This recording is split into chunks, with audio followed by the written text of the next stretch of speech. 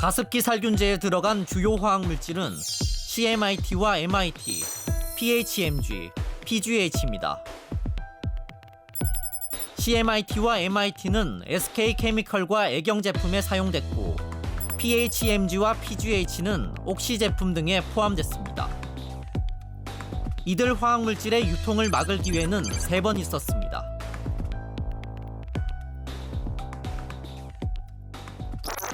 먼저 1994년 SK케미컬 당시 유공은 CMIT와 MIT 성분이 포함된 가습기 살균제를 처음 개발합니다. 이렇게 붓기만 하면 이미 1991년에 제정된 유해화학물질 관리법이 있었지만 CMIT와 MIT는 유해성 심사를 받지 않았습니다. 1991년 이전부터 사용되던 기존 화학물질이라는 이유 때문이었습니다. CMIT, MIT는 안전성이 확인된 것은 아니지만 기득권을 인정해서 유해성 심사를 면제한 경우입니다.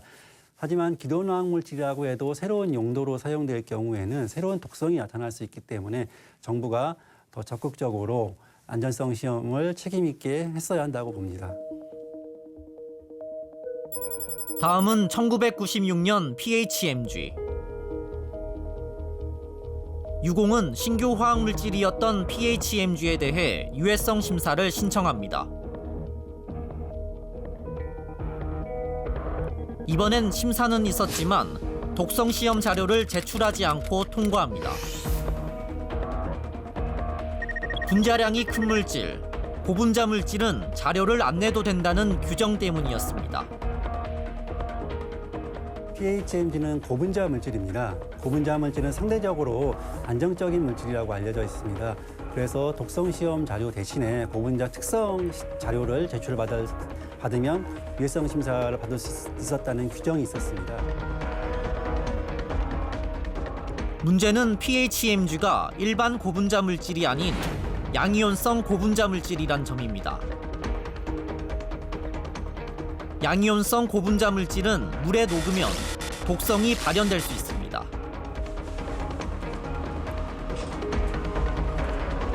이 때문에 미국 등에서는 양이온성 고분자 물질에 대해서 독성 자료를 내도록 하고 있습니다.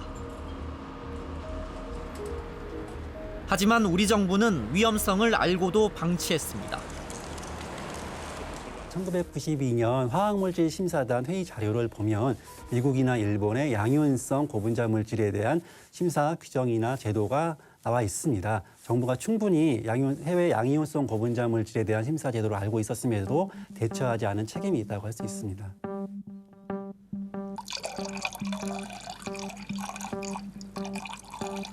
PHMG가 심사를 통과한 다음 해인 1997년. 뒤늦게 양이온성 고분자 물질에 대한 규정이 만들어집니다. 하지만 의무 조항이 아닌 요청할 수 있다는 선택 조항이었습니다. 그리고 2003년. 역시 양이온성 고분자 물질인 PGH가 유해성 심사를 받습니다. PGH는 선택 조항이란 이유로 흡입 독성 자료가 제출되지 않았고 해당 제품은 아무런 제재 없이 시중에 유통됐습니다. PGH 심사 당시에는 흡입 독성 자료를 요구할 수 있는 규정이 생긴 것은 맞습니다. 그런데 이 조항이 의무 조항이 아니라 선택 조항이었던 것입니다. 그래서 정부는 기업이 제출한 일부 독성 시험 자료 제출만 받은 것이죠. 참사를 막을 3번의 기회. 하지만 3번 다 지나쳤습니다. 여기에 관계되는 그 정부 기관들이 10개가 넘습니다.